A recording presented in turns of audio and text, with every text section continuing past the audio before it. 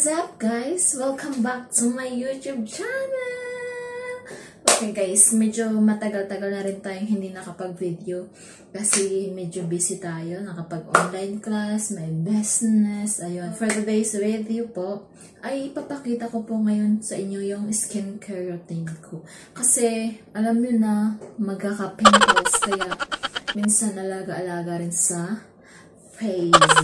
Pakita ko na po sa inyo yung skincare routine ko. First po, unang gagawin muna natin, syempre kukuha muna tayo ng mga gamit natin. So ito, may bulak ako. And meron akong Skin White. Ito po yung ginagamit ko as cleanser ko. So pagkatapos ko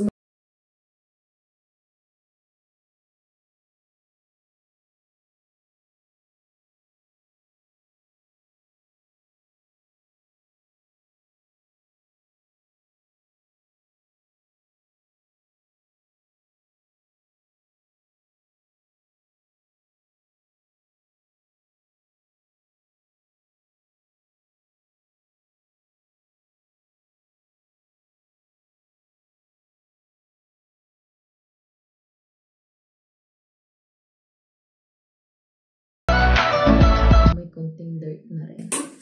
Pero hindi na siya ganun ka super dirt kasi nakakaligo lang naman at kakaligo ko lang naman. Ayan, sa liig. Nos-nos.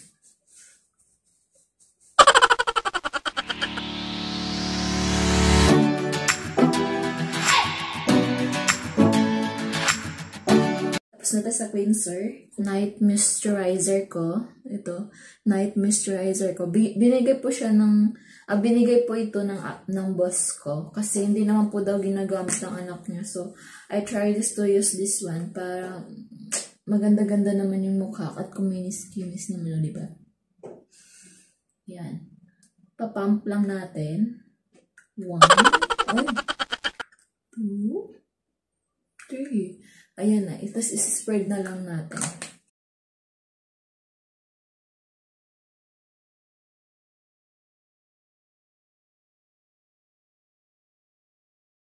A few moments later.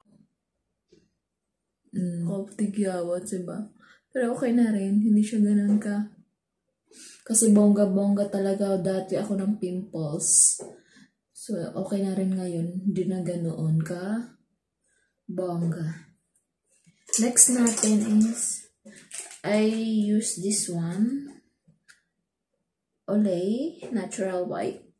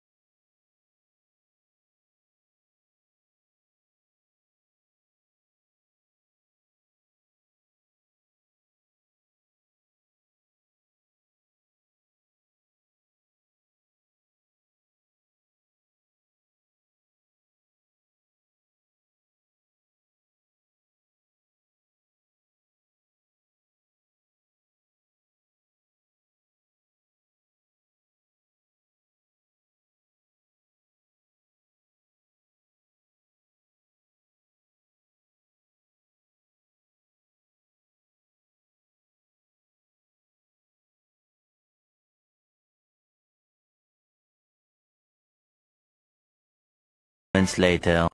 Ayun na guys, diba? Ayan na yung mirror. Diba? Kunti na lang.